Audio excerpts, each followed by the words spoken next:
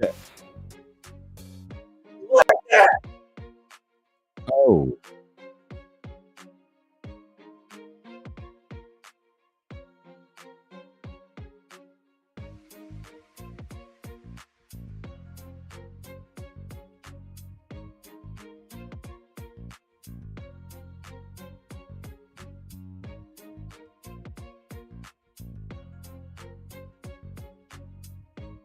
Forgot to change my thing. There it is.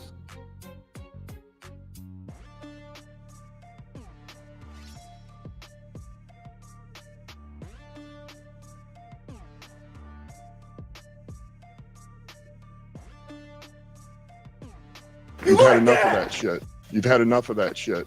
You've had enough of that. You've had enough of that. You've had enough of that shit.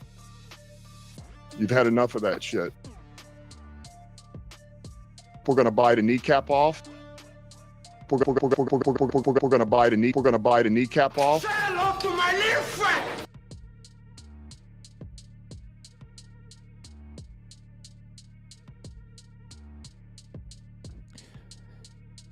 What up, what up, what up?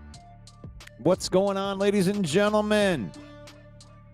Welcome back to the Villain Report, where kneecaps get bitten, narratives get shredded, and the Detroit 313 Sports, well, they get the spotlight that they deserve. I am your host, the 313 Villain, Russell Wayne, the voice of vengeance, the mouth of the Motor City, the madness, your unapologetic villain of the 313. In today's episode, we're going to talk about PFF Tuesday. We're going to go over all the nerdy stuff. The Lions left week 1 looking like they forgot the offense back in training camp. And some are pointing the finger at Jared Goff. Was he cooked? Did he forget that he's throwing to all-pro Sun God and Speed Demon and Sonic? Or, like Dan Campbell says, was it really not as bad as it looked? And you know me, I don't like sugarcoating, so we're going to look at some of those plays. We're going to look at why Goff looked stale. And we're going to figure out if this week 1, was this a week 1 blip, or are the alarm bells sounding for real? Strap in, Villain Squad, because it's time to talk quarterback play, Lions expectations, and whether Dan Campbell is protecting his guy or just buying time. It's faith, family, and then football in that order. We use football here on the Villain Report. We don't let football use us. We don't turn into bad people after bad losses. You can connect with me on YouTube. That's what I'm trying to do. We're trying to build that YouTube up. We just crossed 78,000 followers on Facebook. That's why I want to push this YouTube. We want to get the YouTube out there, and that's at 313 Villain Squad. You can use that link right there, and we're trying to get over 1,000. We've been pushing this YouTube channel, so help us get it right there from the YouTube page. We appreciate that. We're also on Instagram, TikTok, X, all of that stuff. It's all good right there. And this episode of the Lion Villain Report is brought to you by Fanatics.com. That's right. If you're rocking with the 313, if you bleed Honolulu blue, then you need to gear up like the real one over at Fanatics, our official merch partner. I'm talking official Lions jerseys, blackout hoodies, throwback Tigers gear, WWE gear, Red Wings strips so icy that it should come with a Zamboni. So here's what you do. You click that link in the description, in the comments. You follow that link. Every one of those clicks support the channel, the page, and lets the world know that Detroit fans do it bigger and they do it better. The Villain Squad don't do knockoffs. We do official. We do Fanatics. Get yours. And up to 25% off your order. Not a bad deal. Not a bad deal right there. So, welcome one, welcome all. to the PFF Tuesday. This has been a tradition here on the page for a couple years, is going into the PFF Tuesdays, doing our things. Gosh, I got the whole room looking like that. Hold on one second.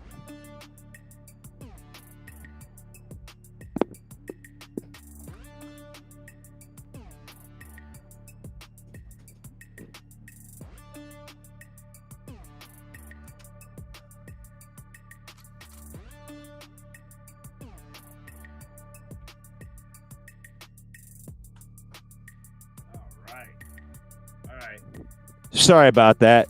Didn't want to make the room looking like trash in the background right there. I had to get my stuff up right there. But let's get into the comments right here and right now and say hello to everybody. You like that? Hello to my little friend. That's right. Who do we got in here? Let me find them. Where the hell are my comments? There they are. Davy's in the house. You like that? You like that? What's up, Nick? Nick McLean's in the house. Oh my gosh, that's like a 30-year friend right there. You like that? In the house. Tyler's in the house. like What's that? up, buddy? What up, Doe?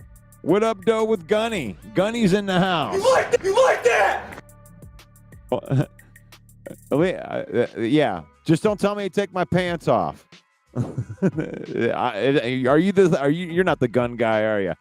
Right there. Oh, it's PFF Tuesday. Thank you, everybody, for jumping on here today with me. So now we're going to go over all of the nerdy stuff. And you know, what I like about PFF is, like, we look at it with our eyes. And this is why I like to do it on Tuesday, because you have Overreaction Monday, where everybody's just going to kind of, you know, give their best and worst. You know, if the Lions win the game, then it's all about Super Bowl talk and how everything is nice and fuzzy and warm with rainbows and sprinkles. And then when you lose, you know, fire everybody. We question every offseason move, and I don't know. I like PFF Tuesday because it kind of puts some stuff into perspective a little bit.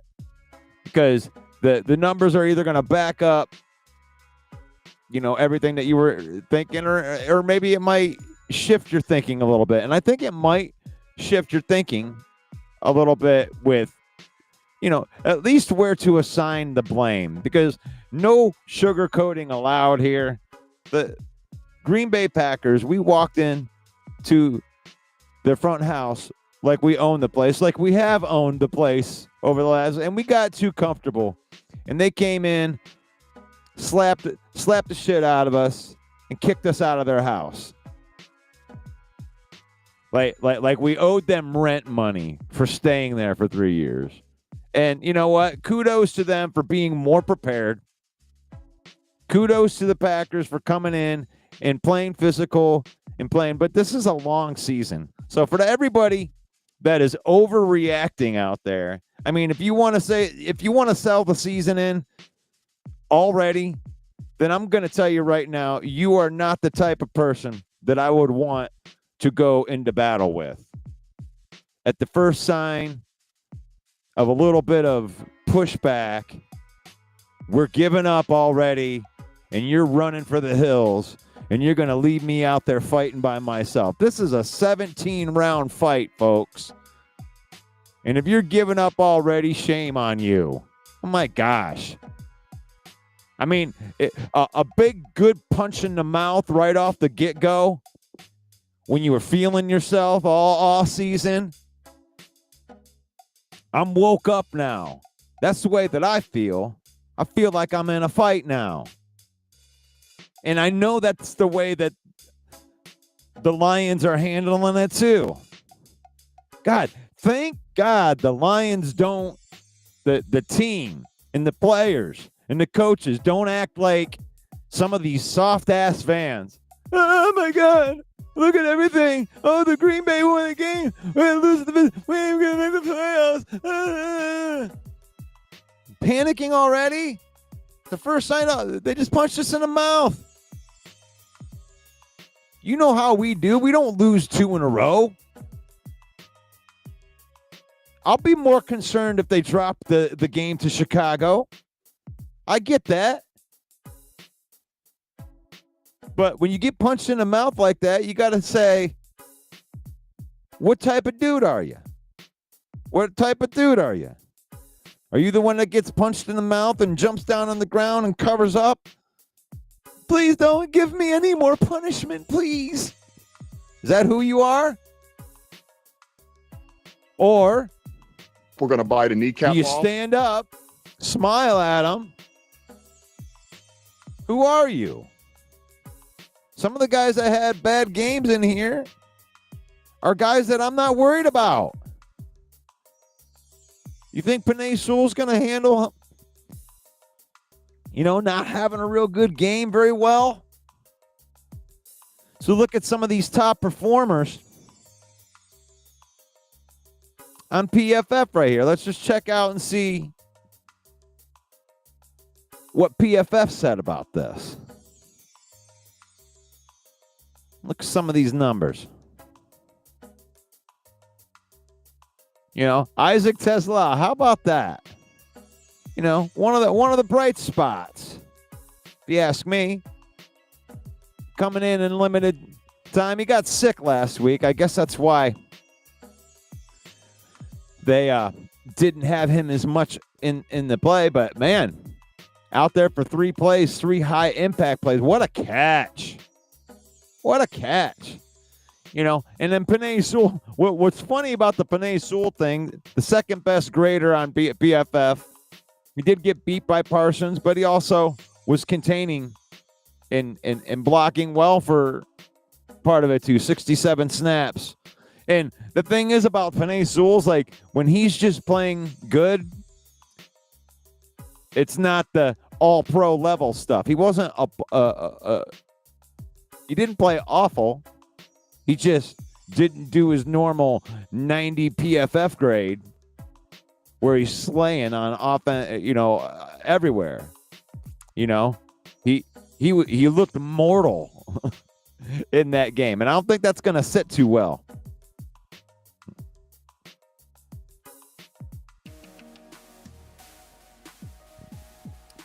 So, yeah, I got a lot of old school stuff there, Ghost. Ghost is in there. You like that? Ghost in the house. What's up, Mark? You like that? Good to see you. Oh, okay. I had a guy. What up, Doe? Detroit Gunny. Yeah, I had a guy. His name was Gun Guy. Yeah, his Gun Guy was his name, and he was just always just joking around. But we made a joke on one of the podcasts about the fact that I wouldn't even have to be wearing. You wouldn't know if I wasn't wearing pants right now. And that became a joke, an ongoing joke with Gun Guy. He'd be like, "Hey, Gun Guy is here. Take your pants off." And it's like, who knows? We only got the camera from up here, but you never know how I handle my business in my life, right? And yeah, it's just kind of weird. But Sam Laporta had a good game, 70.6. Amon-Ra, David Montgomery, Jahmyr Gibbs. It's like these are guys that were, you call these average scores in PFF, and you're used to seeing them, be in the 90s. These are the super plus players right there. And really, you told the story when you're going into the offensive lineman down here at the bottom. Graham Glasgow. And there's a reason Jared Goff not scoring high right there on the PFF, but I'm going to argue that his scores could have been a lot better because he distributed to where he was supposed to distribute, right? And if you want to say that he's a check down master, that's fine. We're going to get into that. But Brock Wright, Christian Mahogany, Tate Ratledge. Like, I expected some of these scores to be a lot lower. I mean, Graham Glasgow, did he really block at a 71.9 in pass blocking? But then when you see the pass blocking of Tate Ratledge at 39.2 and Christian Mahogany at 43.9, maybe the younger guards missed some assignments that I didn't really see, and we blamed it on Graham Glasgow. I just want to make sure that we're blaming all the right players, but it was the interior of that offensive line that's got to be a lot better. That's very evident. It's reflected here in the PFF scores as well. But what I do want to say about that offense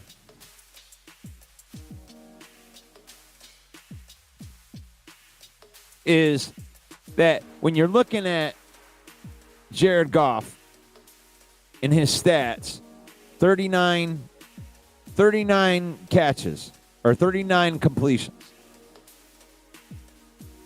Now, sure, you can look at those 39 completions and say, oh, man, he was just, checking down to the running backs. And it's like, yeah, he was. He was checking it down to the running backs. And guess what our running backs are really, really good at? Normally. Yak yards. So this is where, offensively, you give them a lot of credit, or defensively, give Green Bay a lot of credit for their interior and the way that they're able to get pressure. Give Lambeau Field and Green Bay for not selling a whole bunch of their tickets to Detroit Lion fans and being so loud that Tate Ratledge in his first game, that wasn't good. That wasn't good, but a lot of that could probably be attributed to being a rookie and being in Lambeau Field. I mean, can you imagine that? Your debut is Lambeau Field in probably the most hostile environment you're going to see all year.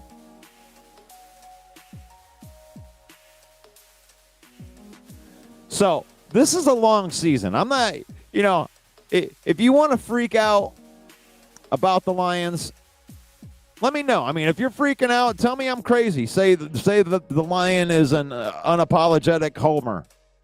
You're a homer. You should be freaking out. Let me know in the comments. But I just think that that's a soft mentality. You're going to get punched in the face and you're going to lay down on the ground and cry about it?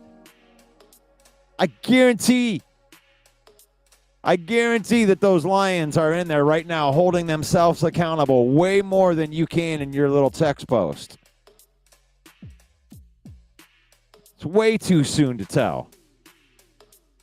It's way too soon to tell. And honestly, the punch in the mouth, I'm glad that it was a beatdown, because no matter how bad the beatdown is, it still only counts as one loss. So get it out. Get it out. Let's get these guys on defense. Maybe we can find a surprise. Let's find a surprise in there. Dun, dun, dun, dun. All right, let's get you in there. All right. Look at Aquadin Muhammad.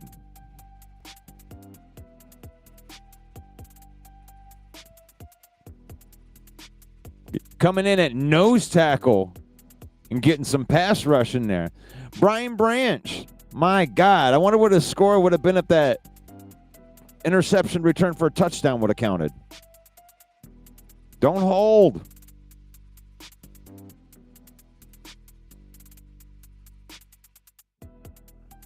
Aiden Hutchinson looked mortal, but his scores weren't as bad as you would think. On run, his run defense score was low. The Lions did well at stopping the run. I'm looking at these scores. There's a lot of green in here. I expected to see the defense a lot more.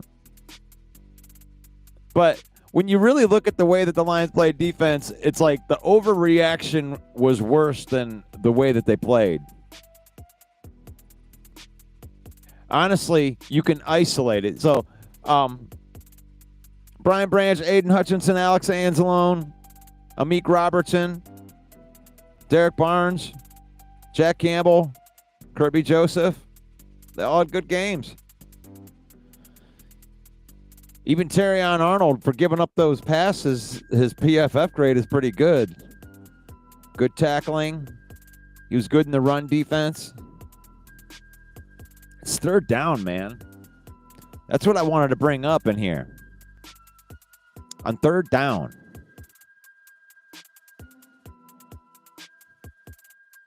Was the biggest thing. I want to hear from Dan Campbell here. Let me cue up this Dan Campbell. Get in there.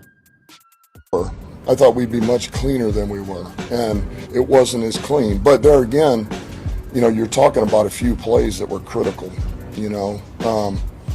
But like I told the team, these are so correctable. Everything that showed up is so correctable, and we'll hit it head on. Our players are accountable, man. They're ready, and nobody takes it worse than they do. So that's the good news. We got the right dudes. I thought we'd be much cleaner. Yeah, you know, and when it comes to that, and I wanted to hit that up a little bit. I wanted to talk a little bit about that.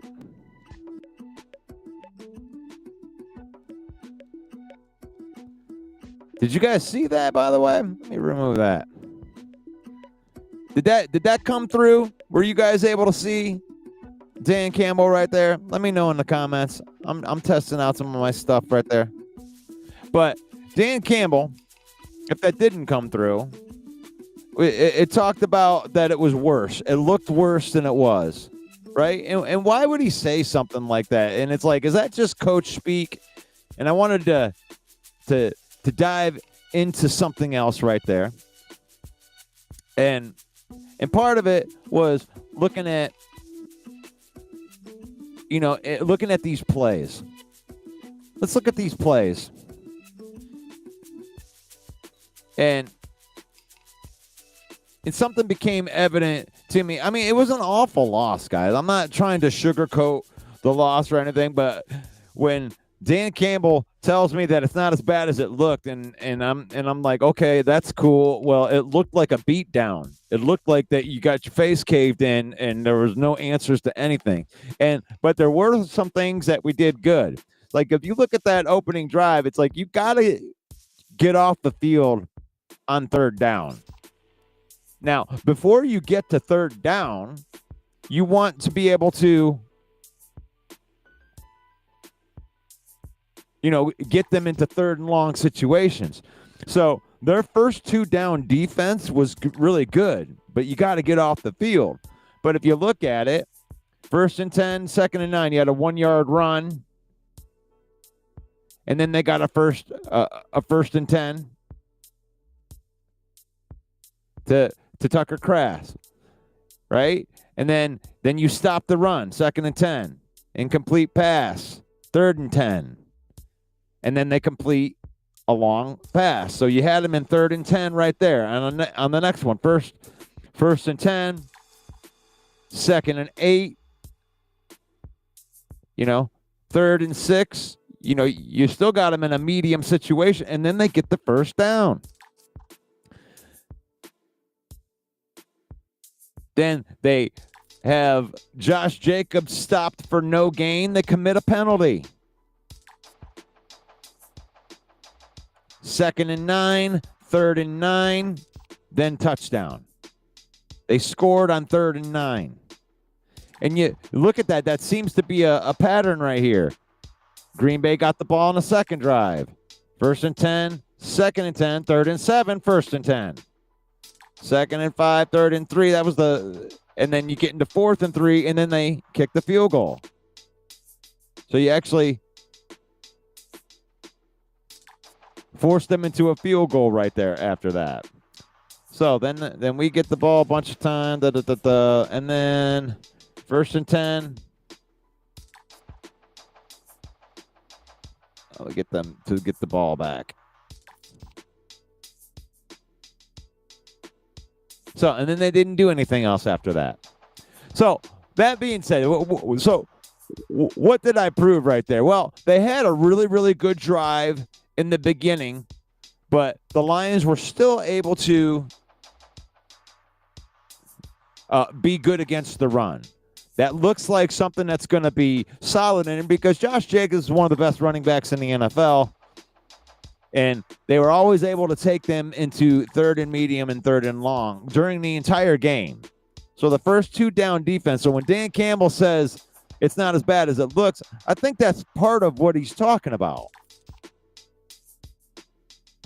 You know, when you look at the middle of the offensive line and you look at how bad that was with some of the miscommunications, you got rookies that are in there. I mean, that's something that they can get better at.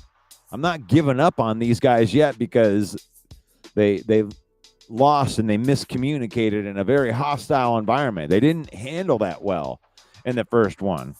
But I guarantee that's a wake-up call. Most definitely a wake-up call. They're not sitting on the sideline. I'm not willing to criticize any of like the off-season decisions yet or anything. You know, you got into a rivalry game and your opponents came in more ready than you. They were more fired up than you. And that should shock your system. So when I'm looking at that defense, they're still good at stopping a run. I think that this week they'll emphasize third down defense. You can get better at stuff. And one thing that's consistent through there, the Green Bay was not running the ball all over us. So if you go into that and you're taking any kind of silver lining, then that's what the silver lining is. You still had the good run defense. Now you have something that you need to focus on this week on that third down defense. And yes, that is getting after the passer. That is creating more pressure. Maybe having an epiphany and saying, oh my gosh, maybe I shouldn't drop Davenport and Hutchinson back into coverage. And I should just have them rush the passer the whole time. I don't know what they're trying to do. I think they out-slicked themselves on a couple of them plays. But they saw what we saw.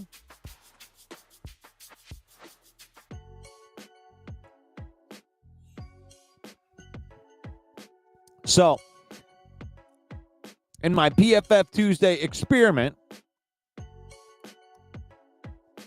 you know, looking through that, we were good at stopping the run. Even at the end of the game, they couldn't close us out with it. You know, we're still forcing them into thinking you can't go down and make mistakes.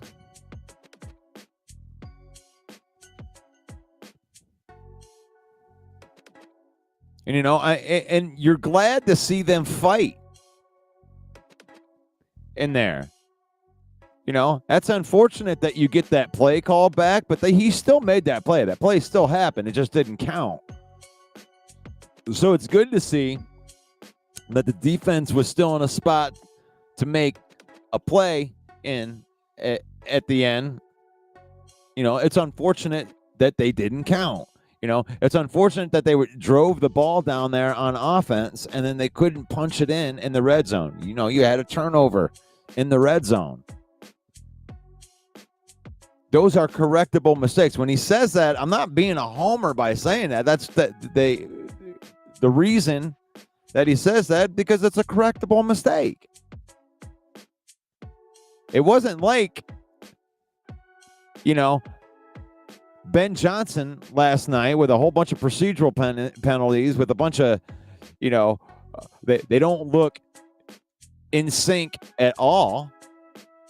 That's not what I saw with the Lions. It wasn't something that they were looking in sync. It looked like the middle three guys on the offensive line had a really, really bad day. And that's what needs to be corrected there. And also, Goff completed 31 passes to the perimeters and to the running backs. The thing is like, if Jahmyr Gibbs out on the perimeter or The blocking was good on the perimeter, and they busted a couple of those short passes into long gains like they usually do, then we would be having a way different conversation about Jared Goff. So there are things that the Lions need to work on. I'm not saying that, but sometimes I think that the energy of the criticism might be focused in the wrong places. You know, when it comes to the pass rush, you got your best guys in there. Your best guys need to be your best guys. You need to get after the passer. What needs to change? Oh my God, we needed Zadarius Smith. We didn't need Zadarius Smith. You need your guys that you brought in to be your studs Aiden Hutchinson didn't have his all-star game. You know, Davenport didn't have his all-star game. But you know what? They made it through the game. And maybe that's the first victory they needed to feel, is their body didn't give out on them. Marcus Davenport, you're going to go play in the second game. Aiden Hutchinson, you're going to play in the second game.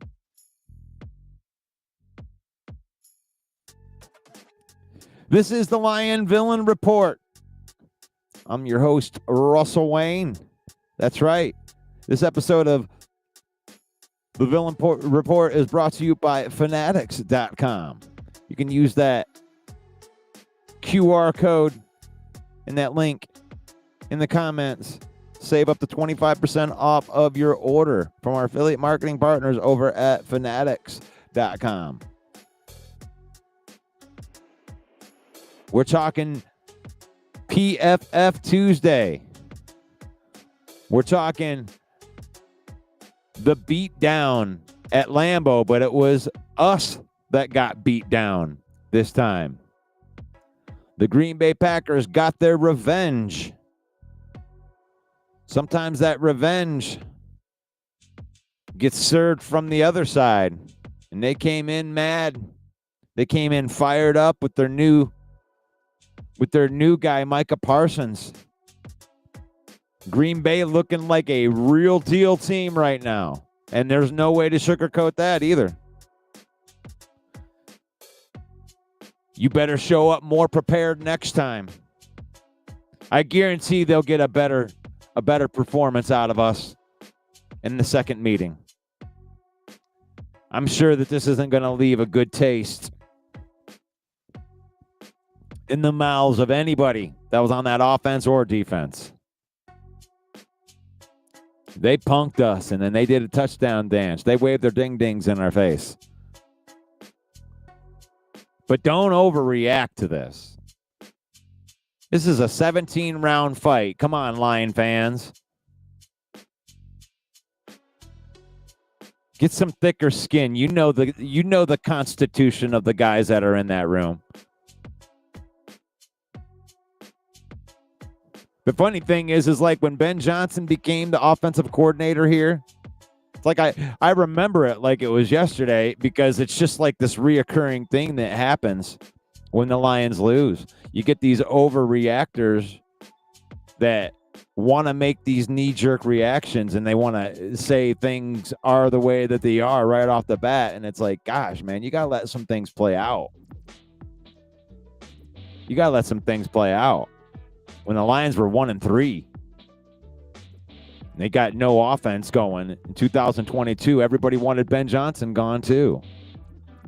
Oh my God, what's going to happen? It's like, give it a second. We got the players, guys. You know what? I'll be the first to admit that I was wrong. I thought that they could come out and be the well-oiled machine, right? Get it right off the bat. I'm a homer for that. That's okay. You know, going from a whole off season after winning 15 games, getting caught up in it. Now, if you temper your expectations back down, you realize that your team isn't above any other teams, but you're still a good team with good players. And you do what everybody else does after a loss. You go lick your wounds. You go back to the drawing board. You get ready for Chicago.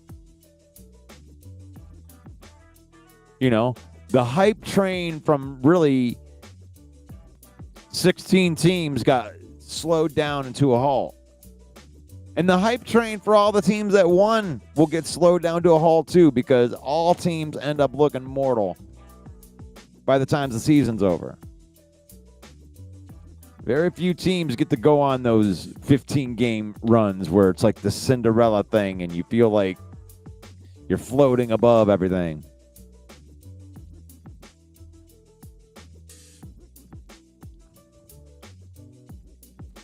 I don't think that that's arrogant at all to ride a wave of your team's success and feel good about it. But no, you got smacked back down to reality. And we got the right players to come back.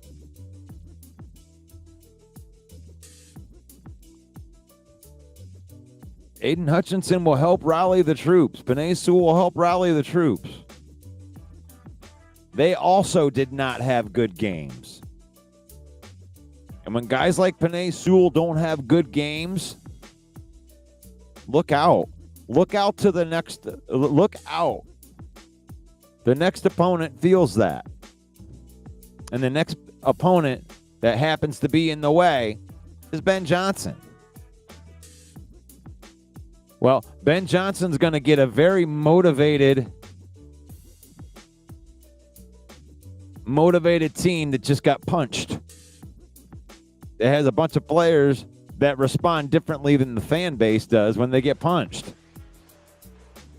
The Lions players since 2022 have responded very, very positively after a loss every game since 2022. Since that 1-6 start with Ben Johnson as our offensive coordinator, him calling plays, getting his feet wet. Since that run, this team has not lost 2 games in a row.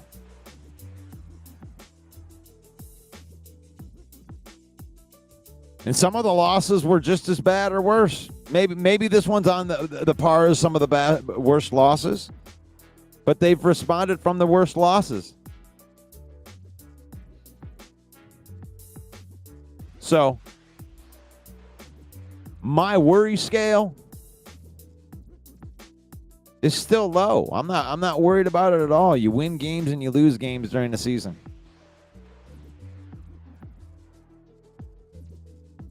And our young players look like young players.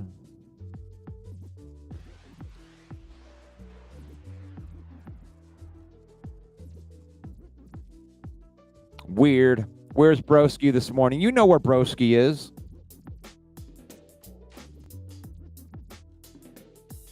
This is one of the things that I hang my hat on.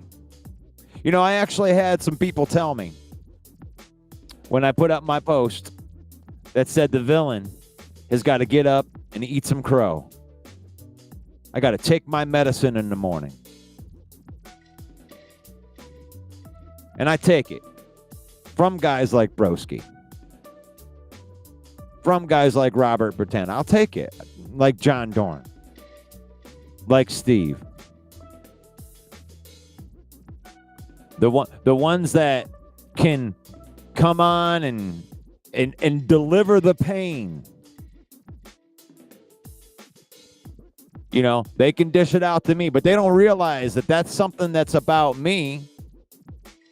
That I hang my hat. I hang my hat on that. Does the villain go run anywhere when we lose? Does the villain run anywhere? Or does the villain hit it straight on? Let them take their stuff. Let them break all of their insults out. The villain stands tall after losses. That shows you what kind of thick skin We're going to bite a kneecap off. that I have. I went through 0-16. Every single one of those games. As a matter of fact, we took pride in those games. Now, I'm not saying that we took pride in losing those games. We took pride in being a fan, and if we were going to go 0-16, that we watched every single second of every single loss.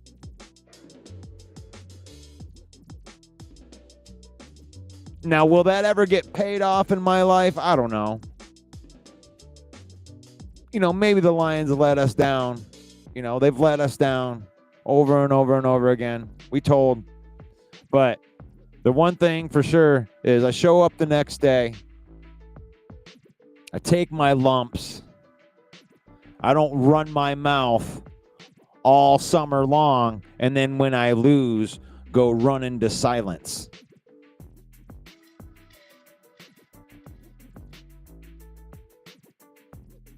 So I pride myself on that. It's okay. It's okay. We give Broski a pass. We give Broski a pass for being soft. All the Green Bay fans, it's funny that they all came in yesterday. To me, it's a funny thing. All the Green Bay fans came in after the game was over to take their shots at the villain. And that's okay. Take your shots at the villain. But the villain knows, because the villain's here every day, that when the Lions were whooping that ass, when the Lions were winning 3 in a row, all of those players that came in yesterday, the Roberts, the John Dorns, all of them, they don't come in. They didn't take their lumps. They hid in the shadows like Gollum from Lord of the Rings. They waited till they got their wins, and they came out, you see? I've been telling you. You've been telling me shit. You've been hiding, scared underneath of your bed. You waited till after the win to come out. I can't even really give any of them credit. I can give Robert is the one that I can give the most credit to, but he waited till the very day before it was too late. He at least came on the show. I have to give Robert the credit because he at least came onto the show and submitted to the villain's demand was that you got to come in and you got to admit that the Lions have owned your asses for the last 3 years before you can start running your mouth and have any kind of say-so on my show. Not you, John Dorn. You don't get to do that.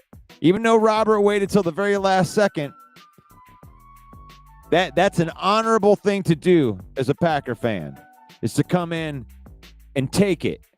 And take it for the... I didn't even give it to him.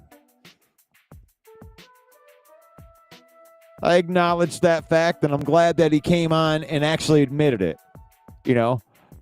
After 2 years of hounding him down, making the hype video, the hate video that calls him out for saying that he would never say fool's goal or the same old Lions anymore if the Lions won the division. And you reneged on it. And I wasn't going to let him back on the show unless they came on and admitted it. And Robert came onto this show, and he admitted that the Lions have owned them for 3 years. But he was still excited that they got Micah Parsons. So, Robert, you get the honor to talk trash on the show sometimes with Russell Wayne. It was hard. It took me 2 years to find a Packer fan that had a little bit of spine, a little bit of, accountability.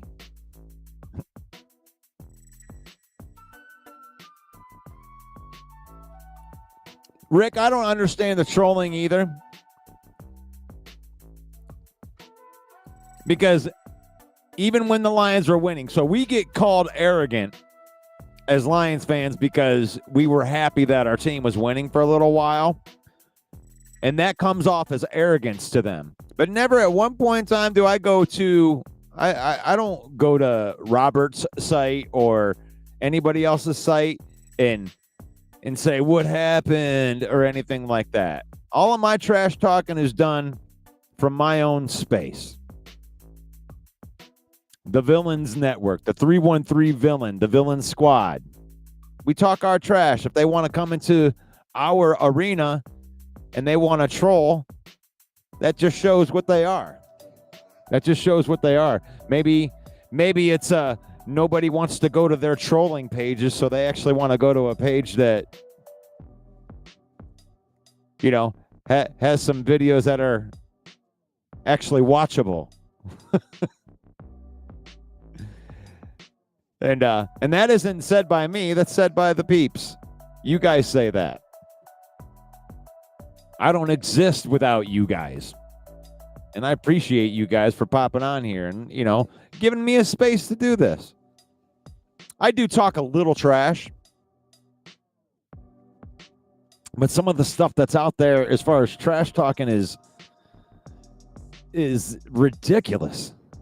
It's okay. But if you're a Lion fan, I like to try to be positive as much as I can for where the Lions are going. I believe in the coaching staff. And if I didn't believe in the coaching staff, I get labeled a homer a lot, but if I didn't believe in the coaching staff, I would tell you I didn't believe in the coaching staff. You know, there wasn't too many people that were buying into any of the bull crap that Matt Patricia was laying down here while he was here. I mean, and you're entitled to that opinion. If you believe that Dan Campbell is really just Matt Patricia without Ben Johnson and Aaron Glenn, you know, you can throw that opinion out there. As a matter of fact, you should throw that opinion out there. Don't have it in silence.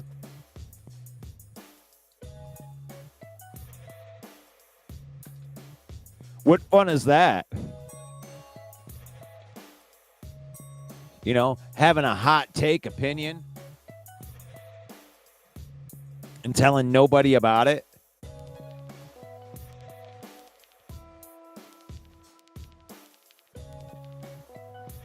You know, you got to believe in, to me, believing in your team and, you know, being a fan of the team. It's like the way people jump off these bandwagons from week to week. I don't see how you do that. I mean, teams have bad losses. And if the Lions, you know, if they lose 9-10 games this year, you know, we'll be on here talking about it. We'll be criticizing. But when your team wins 15 games and, you know, there's a reason to be happy, right? You'd be, I mean, come on. So to call us arrogant for being happy to win 15 games, you know, well, you never criticize the team. You're a homer. I'm not. Well, we won 15 games. The evidence is there. We're not going to win 15 games this year, obviously.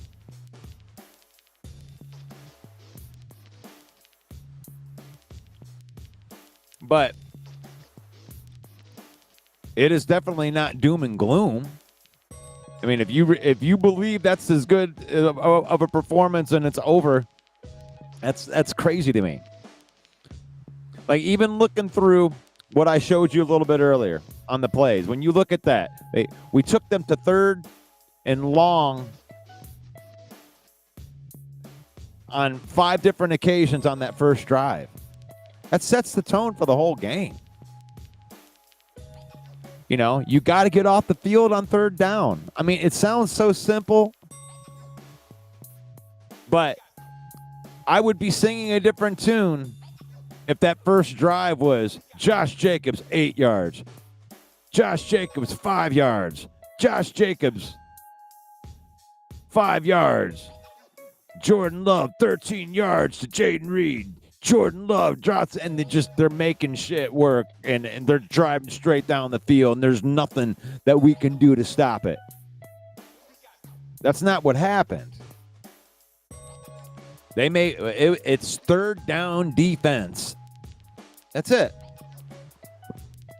You know, would you change any way that you were playing defense on 1st and 2nd down? Hell no.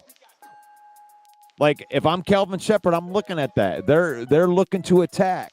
They're able to stop the run. Like if you're making a good defense and you want to have a top-level defense, it starts always with stopping the run.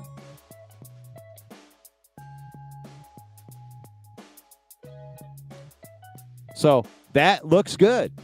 That part of the defense looks good. And the other part of the defense that struggled with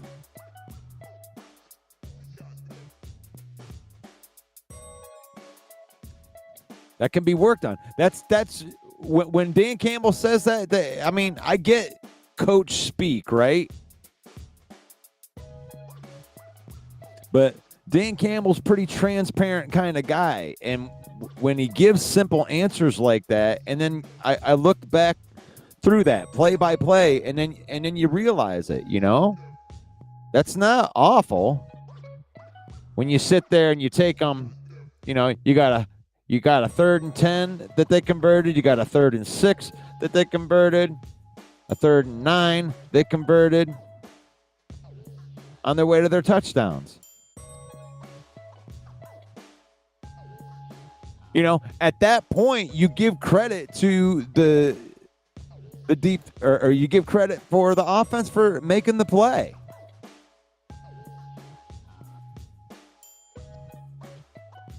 But there were aspects of the defense that you like.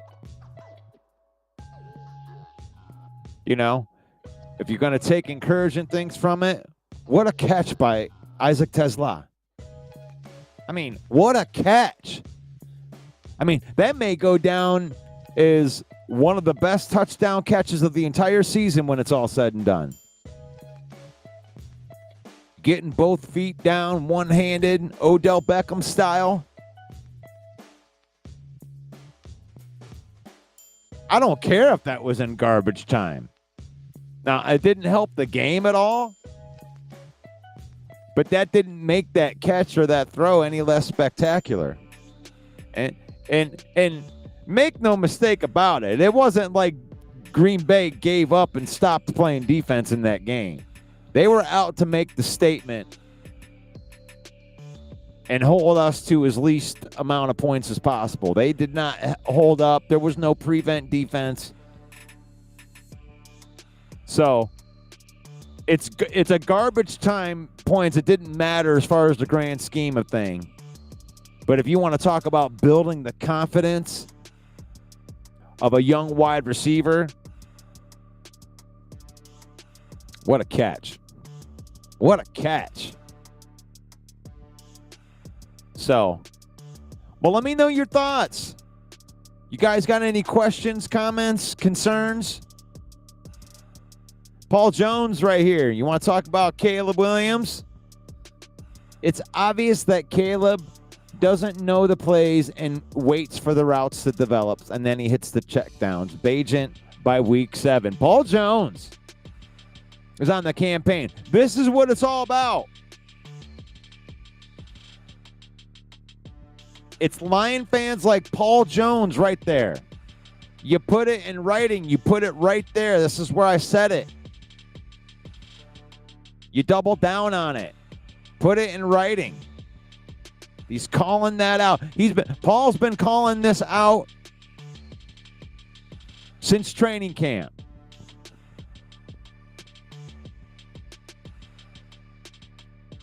Bagent by week 7. He's been checking out that training camp. Bagent's been the better quarterback, but you don't want to give up on your number 1 draft pick.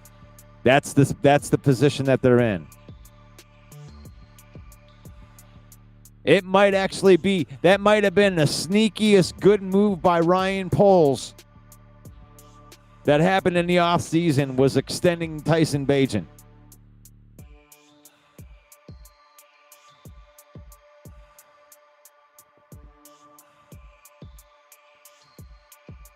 That's a hot take. I like that take, Paul.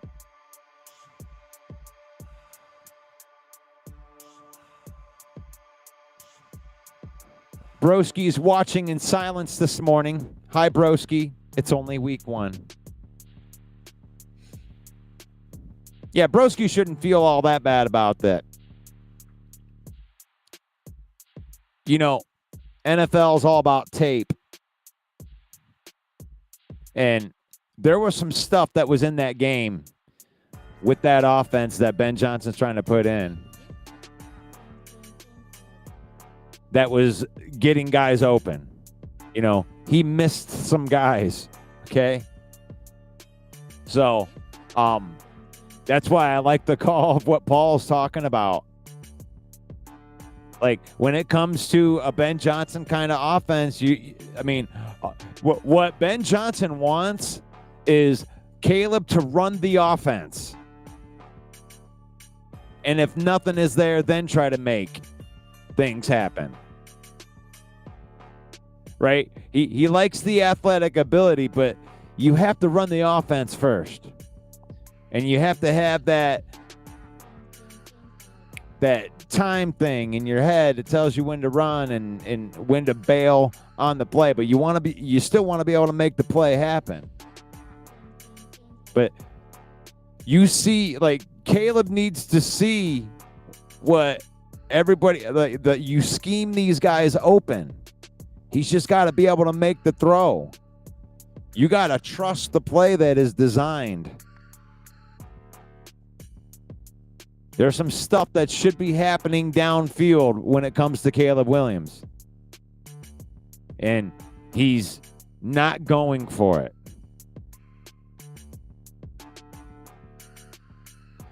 Rick C says Justin Fields will have a better season than Caleb. Hot take by Rick C. Justin Fields looked good. Justin Fields looked good. I was watching that game and texting back and forth with a friend. And I'm saying that Mike Tomlin just finds a way to win these games. It's like you get into that close game.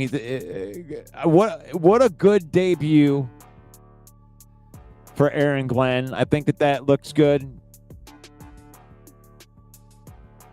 You can resurrect Justin. Justin Fields has always had the ability.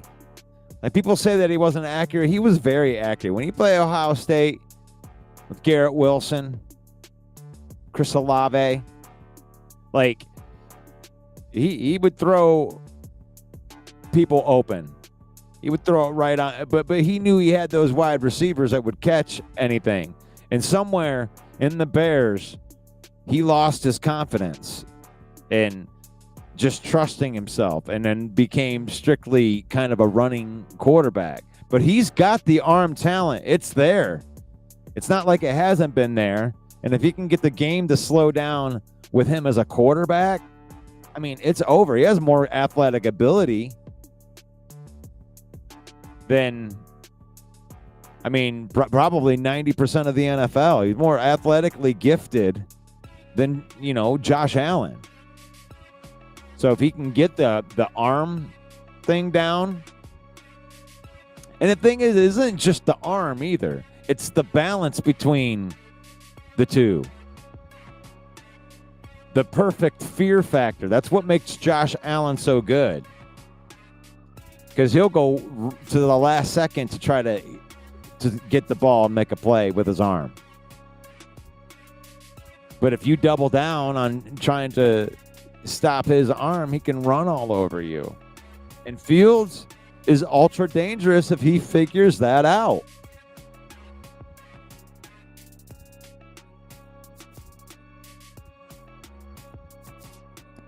That's true.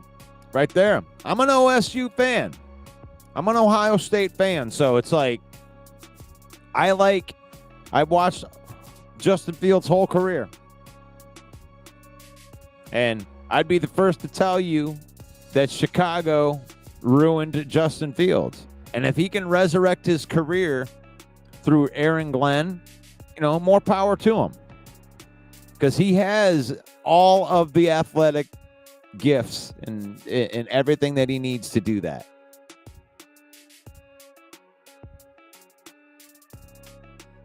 All right. Thank you. I love it. You guys are these are the type of shows that I like the best.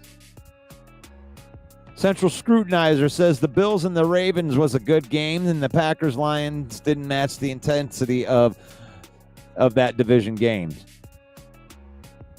Gosh, it almost did, Central. I mean, I know it's I hate, looking at that old picture, but that Brian Branch interception return for a touchdown, it's like it's a critical mistake by Rock Ya-Sin. Because where Love threw the ball, I don't think that it would have made a difference, like how much that he grabbed him.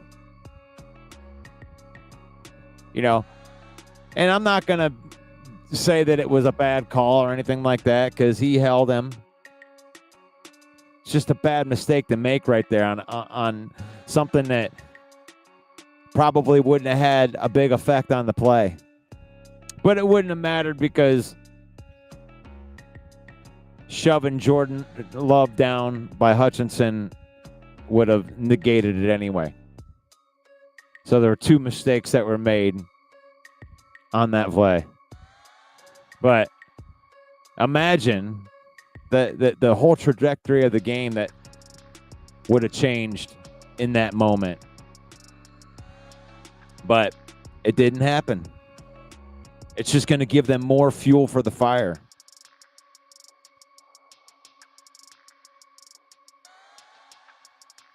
The rivalry is spiked up.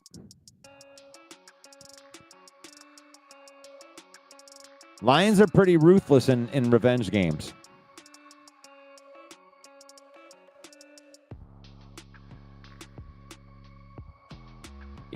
Buffalo got us twice in a row. But you want to go in there at full strength. You want to go in there at full strength. And I don't think that the defense is that far off. I think you're tweaking what you do, but it's just that third down defense. Come up with a different plan on third down. Don't change anything on first and second down. Kelvin Shepard knows that. I think that's going to be the plan. When Dan Campbell says that it's not as bad as it looks, I think that's what he's talking about.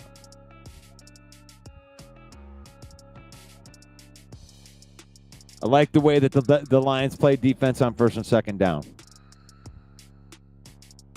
I think they're going to be stopping the run for the entire season, just like they did in this game. And you figure out the other things. You figure out those other things. And the good thing is the other things that you need to figure out have to do with Aiden Hutchinson and Marcus Davenport. Okay? Good players. The things that need to be fixed, the things that need to be better, is you need to have a pass rush and you need to get off the field on third down. So what needs to happen is your best players need to perform better.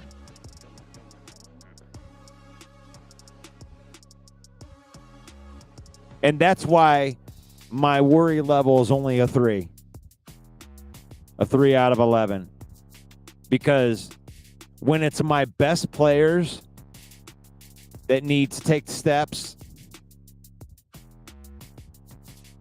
in order for it to be good, then I'm feeling confident that Aiden Hutchinson and Marcus Davenport, and by the way, Marcus Davenport made it through a game. He's healthy. They're good players. They'll bounce back. Those players will bounce back. My biggest concern is the interior of the offensive line, but I think that they can bounce back too.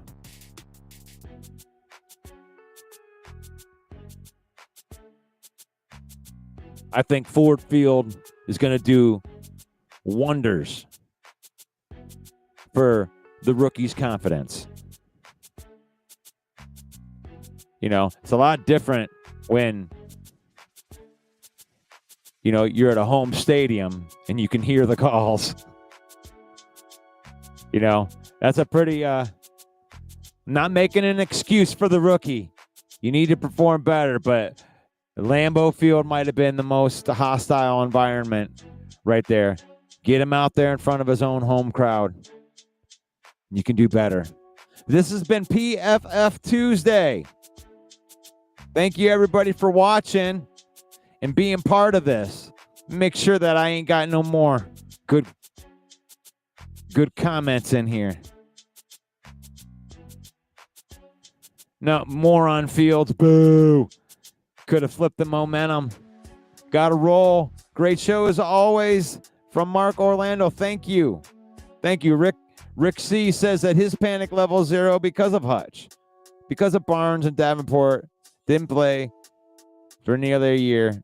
And now we have a rookie filling in for Aleem.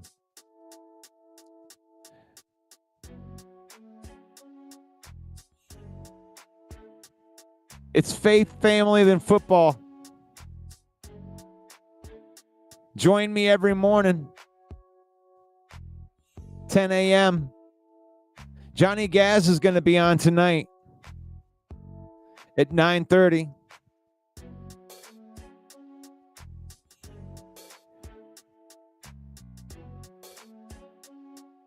Don't forget, get that ticker going right there. What's your biggest concern? Where's the pass rush and much more? Hopefully I get a chance to talk to Johnny tonight. But it is faith, family, and then football in that order. Thank you for watching the Villain Report Monday through Saturday at 10 a.m. Brought to you by Fanatics.com. You can use the link that I've already thrown into the comments. Save up to 25% off of your order from our affiliate marketing partner. Every click supports the channel, and we appreciate that. Thank you. I'll leave you with this before I see you tonight. May the Lord bless you. May the Lord keep you. May the Lord shine his face upon you until we meet again. In Jesus' name, amen. Amen. God bless you. See you guys tonight.